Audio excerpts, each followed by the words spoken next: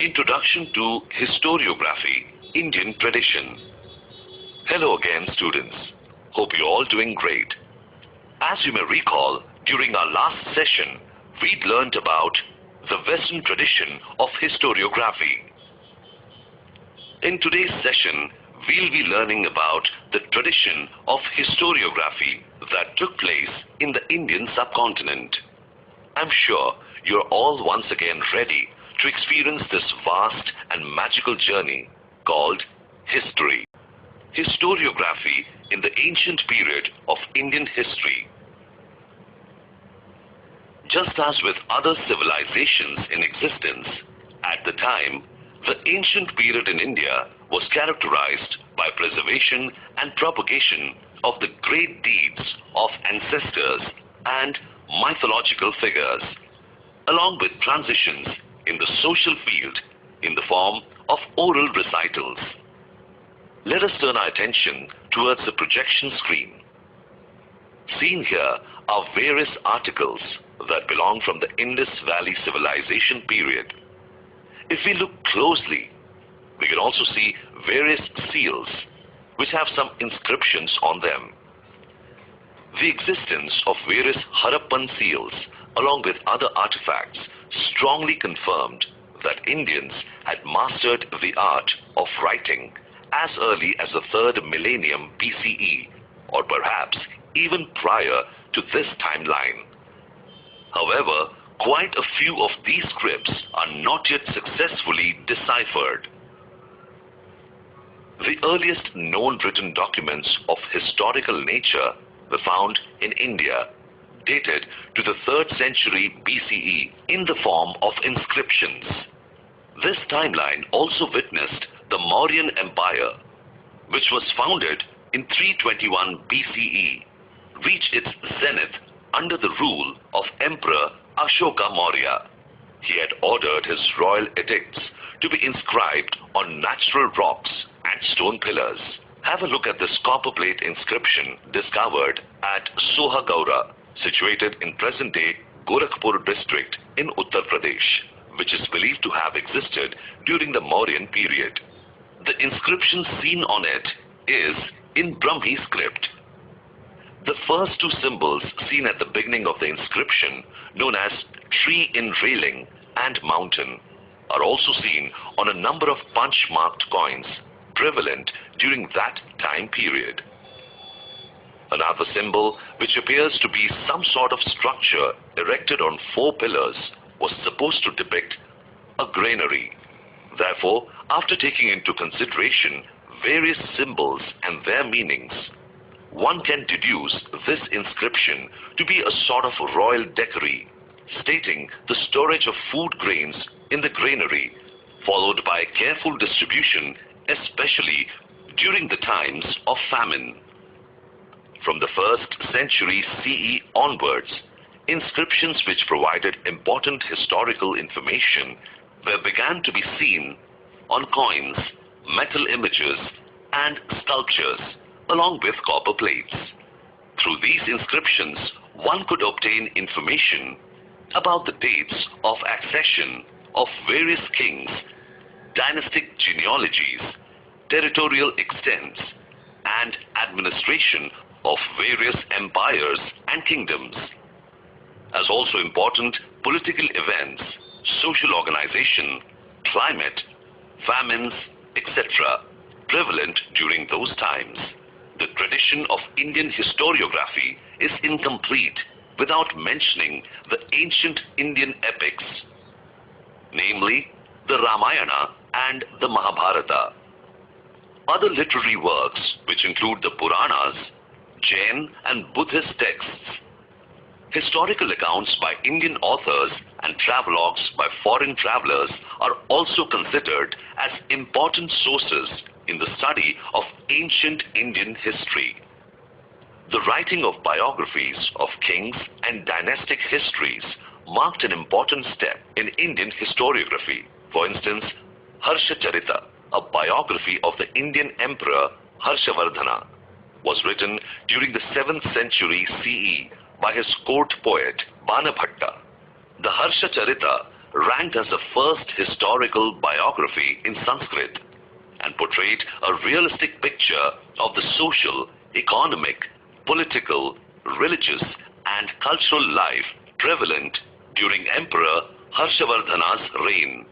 Now that we are well versed with the evolution of historiography that transpired during the ancient period of the Indian subcontinent, let us turn our attention towards the medieval period of the Indian subcontinent, which lasted from 6th century to the 16th century CE in the medieval period in India. The tradition of historiography during the medieval period was categorized into two branches, namely Hindu and Muslim. Under the former came the famous chronicle Rajtarangini, River of the Kings, written by Kalhana during the 12th century CE. It was the earliest source for studying the history of Kashmir and was quite close to the concept of modern historiography. Kalhana himself had mentioned that this text was written after critically examining various sources like inscriptions, coins, remains of ancient monuments, dynastic records, and local traditions. Under the second branch, namely the Muslim medieval Indian historiography, one cannot overlook the contribution of Al-Biruni, regarded as one of the greatest scholars of the medieval Islamic era.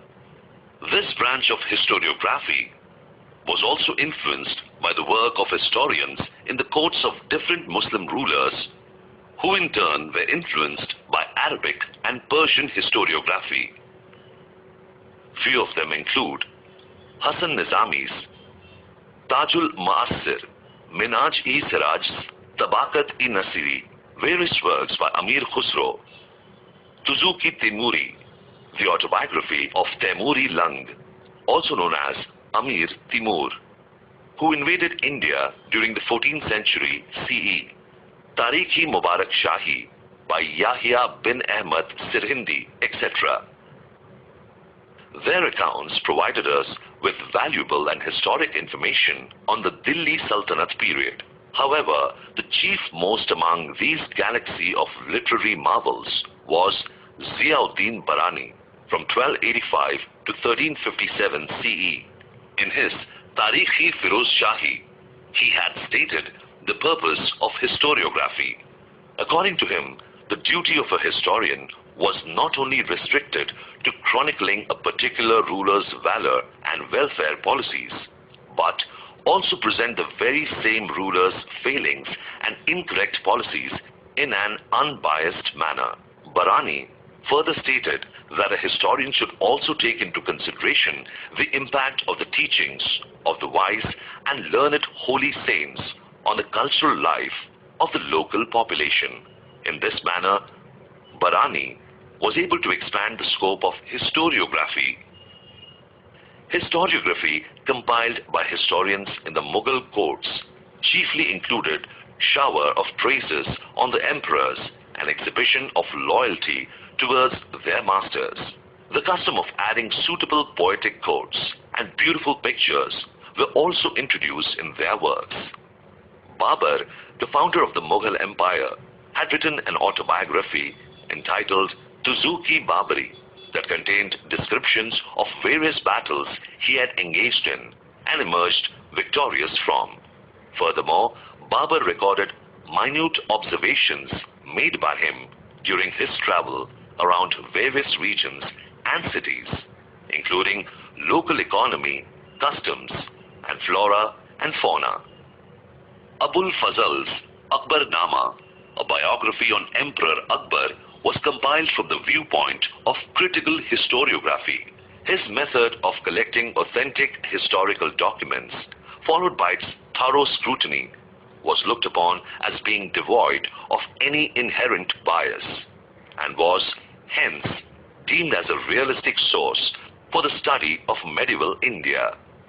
The Hindu tradition of medieval historiography would once again be resurrected with the emergence of the Bakhar, derived from the Arabic word khabar, or information.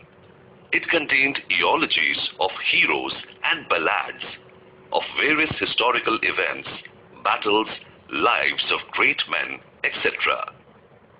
There are various types of bakhars written in the Modi script of the Marathi language.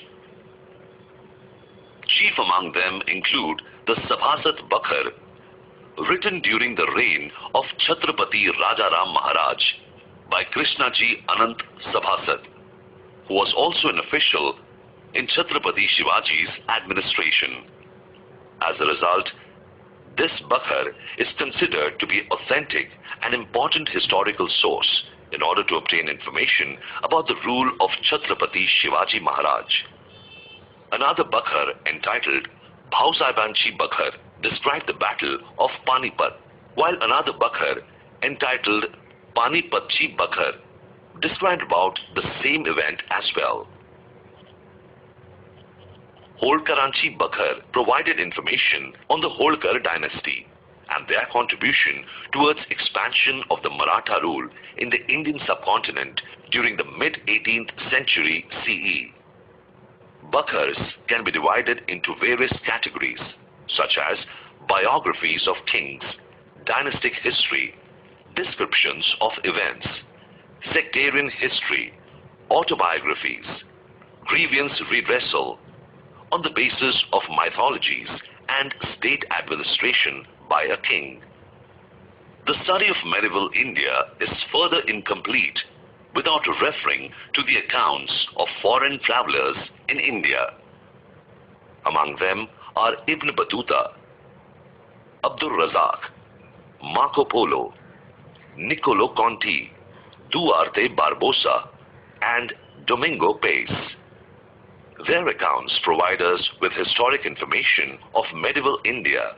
Ishwardas Nagar, Bhimsen Saxena, Hafi Khan, and Nicolau Manucci were among the foremost historians of Aurangzeb's reign, whose accounts act as important sources for the study of Mughal history in particular and Indian history in general.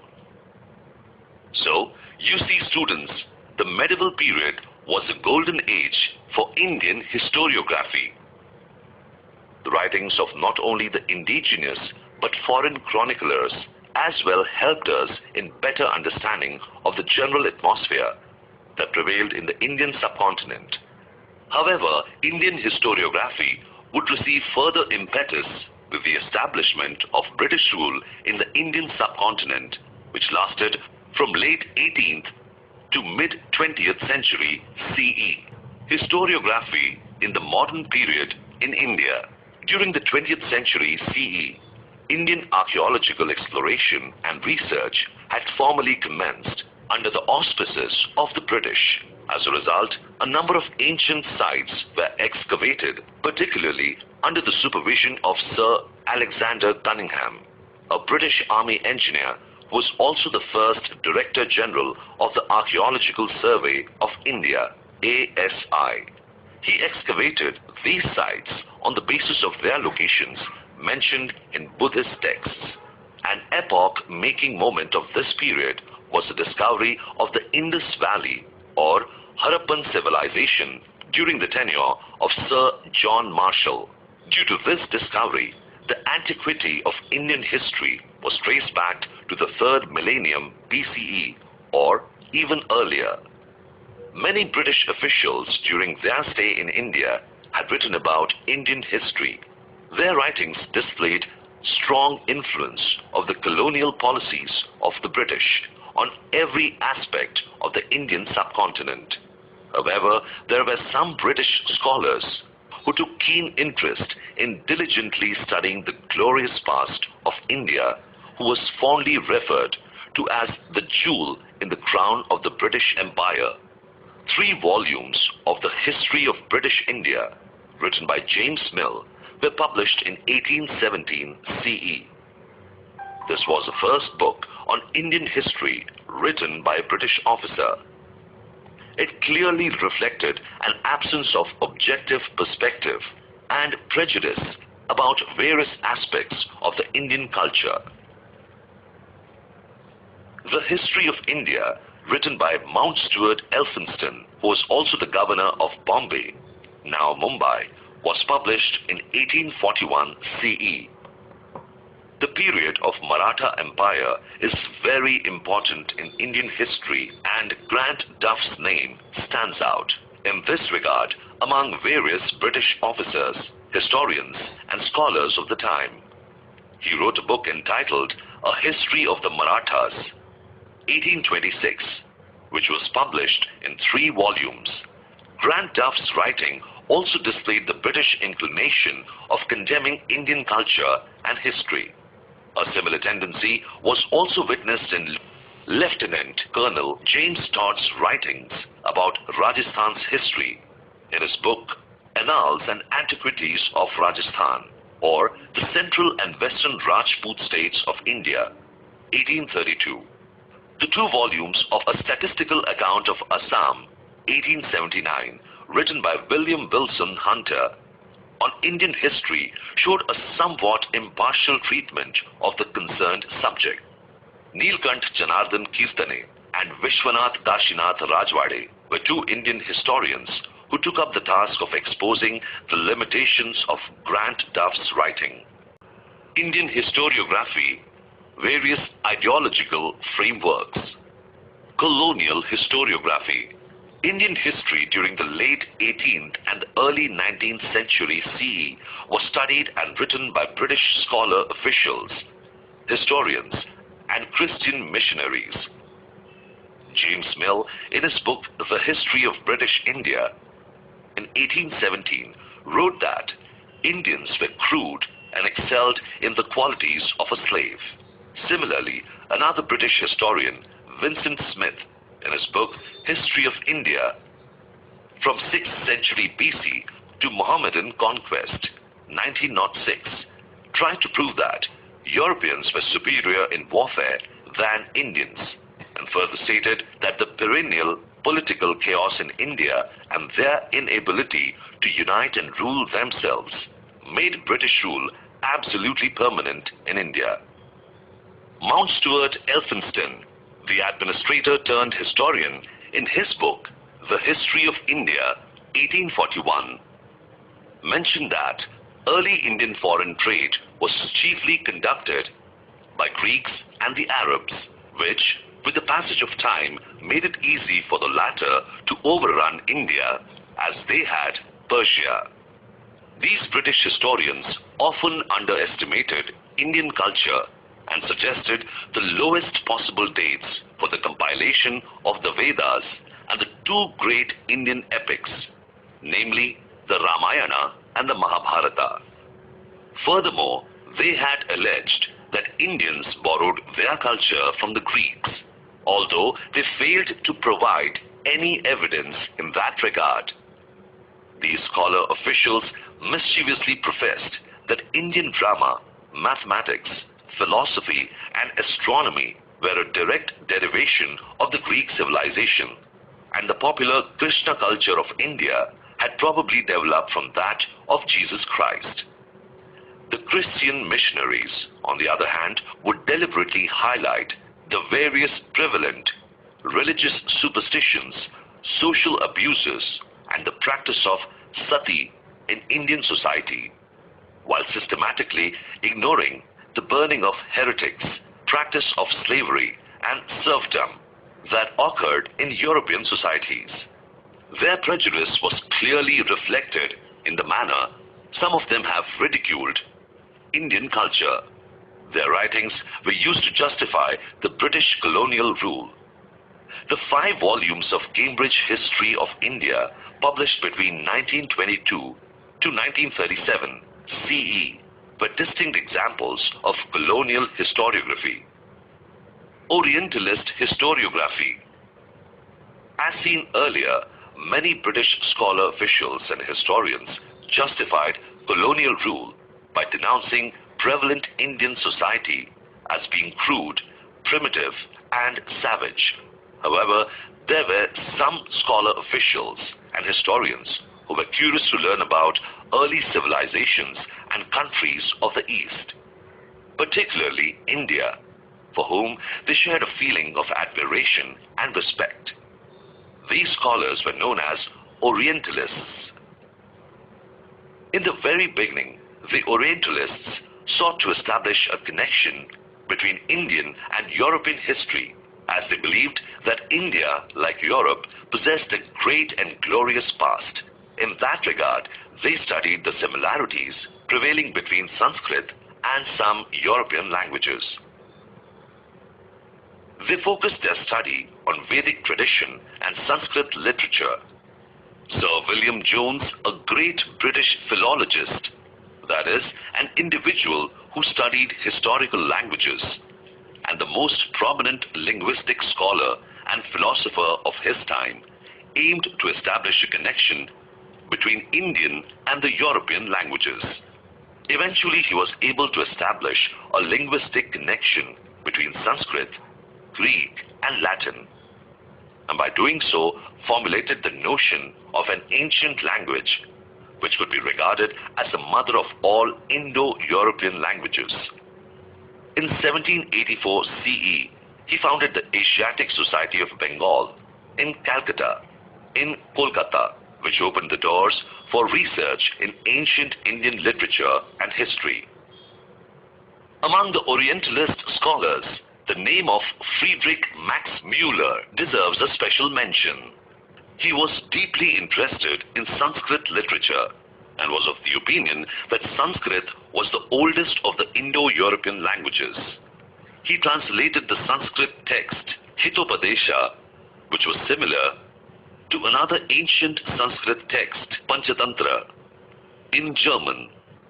He was the editor of 50 volumes of the Sacred Books of the East, which was published between 1879 to 1910 CE. He also compiled and translated the Rig Veda in German, which has been published in 6 volumes.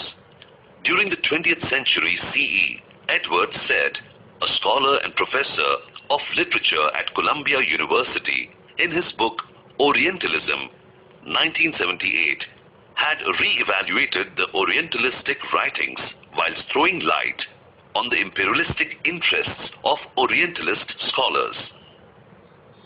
Nationalist historiography. Indian scholars and historians who were trained in the British educational system never wanted Western civilization to displace the Indian civilization as the Christian missionaries had desired. Rather, they only wanted the West to revitalize Indian culture, as Raja Ram Mohan Roy had emphasized in the mid-18th century CE. Consequently, they undertook steps to reform the age-old Indian socio-religious scenario and thereby rejuvenate ancient Indian culture. Through their writings, they began to instill one's pride in the ancient glory of India and a sense of self-reliance, self-respect, and self-confidence among the Indians, which was suppressed for a long period. Since their writings bred national consciousness on a large scale and aspired for freedom from the foreign rule, it is known as nationalist historiography. Nationalistic writings in Maharashtra were spearheaded by Vishnu Shastri Chiplunkar. He criticized the prejudiced history of ancient India written by British scholar officials. Chiplunkar, like other nationalistic historians, aimed to revive the golden era of Indian history. On the other hand, nationalistic historians were at times blamed for ignoring the critical analysis of historical truth. Besides Vishnu Shastri Chiplunkar, Mahadev Govind Ranade, Ramkrishna Gopal Bhandarkar, Vinayak Damodar Savarkar, Rajendra Lal Mishra, Ramesh Chandra Mazumdar, Kashi Prasad Jaiswal, Radha Kumud Mukherjee, Bhagwan Lal Indraji, Vasudev Vishnu Mirashi, and Anant Sadashiv Aldekar were some of the renowned nationalist historians. Justice Mahadev Govind Ranade, in his book The Rise of Maratha Power, 1900 had explained the background of the rise of Maratha Empire between 1674 to 1818 CE. According to him, this epoch-making development had not occurred as a sudden forest fire. Rather, its preparations in Maharashtra on social, cultural and religious levels had continued over a prolonged period. Vishwanath Kashinath Rajwade was an eminent historian, scholar, writer, commentator and orator from Maharashtra. He was well known for his writings in Marathi on varied subjects like history, linguistics, etymology, grammar, etc. He was of a firm opinion that Indians should write their own history. He compiled and edited 22 volumes of Marathyancha Itihasachi Sadhane, History of the Marathas. He also wrote scholarly prefaces to each of these 22 volumes. He stated, history is the all-inclusive image of past societies. It does not include only stories of political images, conspiracy, and wars for seizing power. He insisted that history was to be written using authentic documentary sources. V.K. Rajwade founded the Bharat Itihas Samshodak Mandal in Pune on 7th July 1910 CE to facilitate historical research. V.K. Rajwade often used to say, human history is defined by time and place. Describing of any event necessitates that the final portrayal should be spread on the complete canvas of the given time and place. Only if a balanced combination of three factors, time, space, and personalities is present, then only an event does qualify to be called so. As mentioned earlier, nationalist historiography helped trigger the Indian independence movement. In this aspect, a book entitled The Indian War of Independence, 1909, written by Swatantriya Veer Vinayak Damodar Savarkar, was of great importance. Throughout the years, nationalist historiography provided a momentum to the writing of regional histories as well. As a result, numerous historians turned their attention towards the study of geographic conditions and history of South Indian regions. Historiography in the post-independence era, along with writings of dynastic histories, cultural, social, economic histories were being written as well. The post-independence era scholars and historians felt the need of writing histories of various communities, sciences, economic systems, political ideologies, cultural aspects, etc. The historiography of this era has been influenced mainly by three ideological schools: Marxist history, subaltern history, feminist history. Marxist history. During the 20th century CE, another school of thought arose which presumed that ancient history could be studied within the framework of social sciences.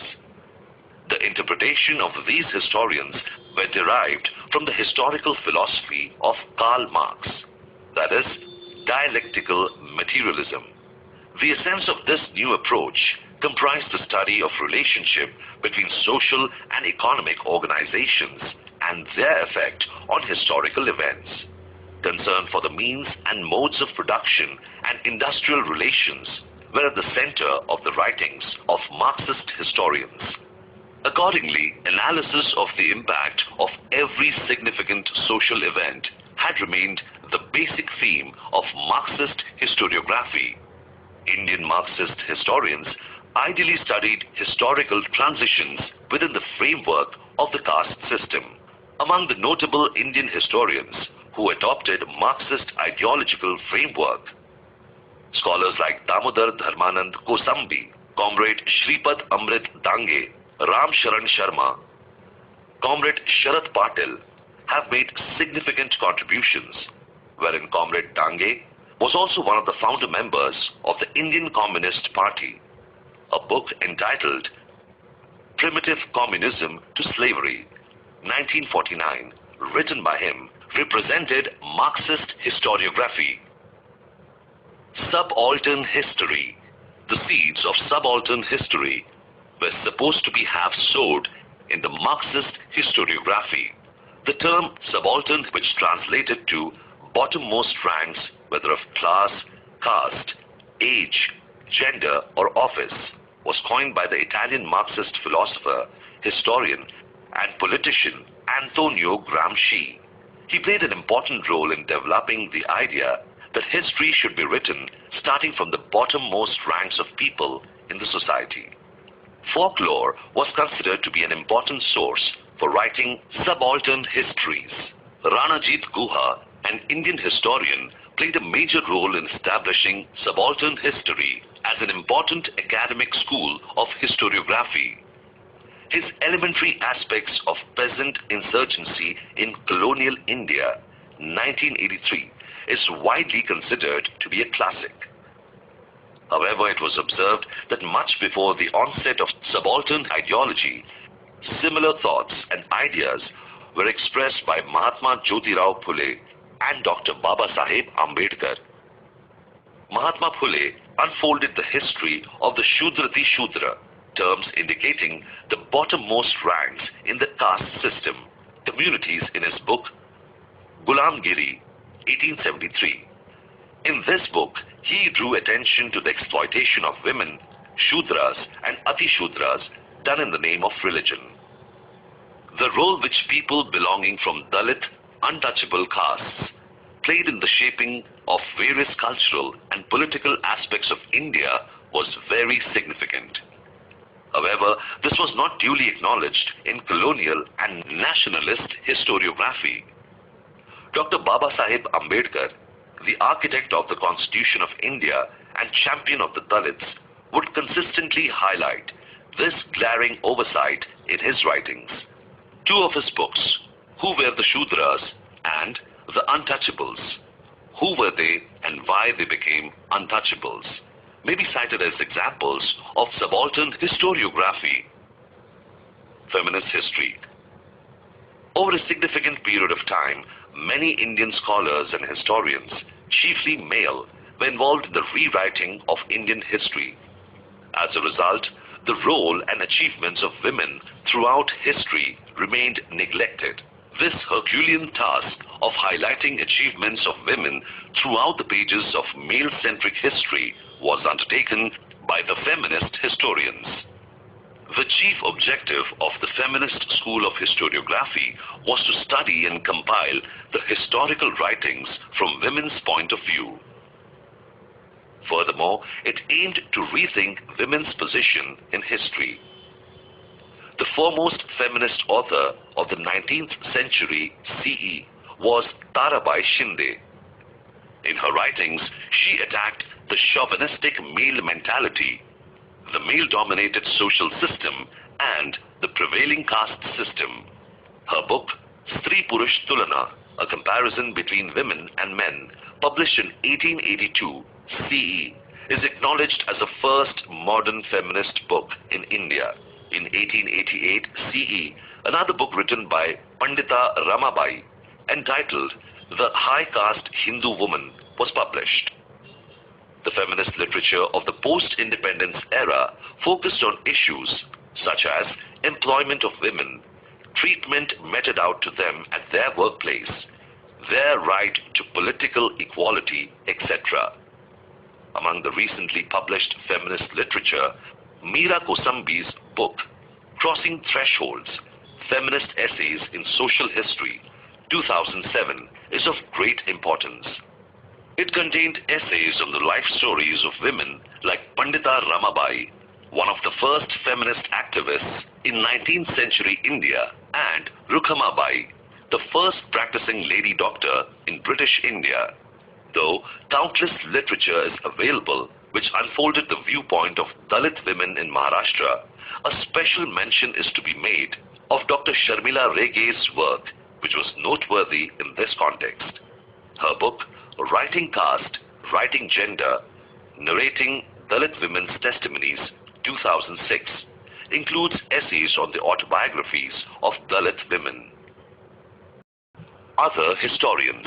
There were a number of Indian historians whose writings were not influenced by a particular ideology. Among them, names such as Sir Jadunath Sarkar, Surendranath Sen, Govind Sakharam Sardesai, also known as Riyasatkar, and Trayambak Shankar Shedzwalkar are noteworthy. The publication of the Maratha Riyasat by Govind Sakharam Sardesai was a momentous achievement in the field of Indian historiography.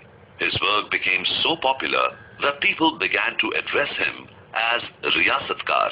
He also published several volumes of Maratha history. During the recent times, historians like Yashwant Dinkar Phadke, Ramchandra Guha, etc. have contributed extensively to the historiography of modern India.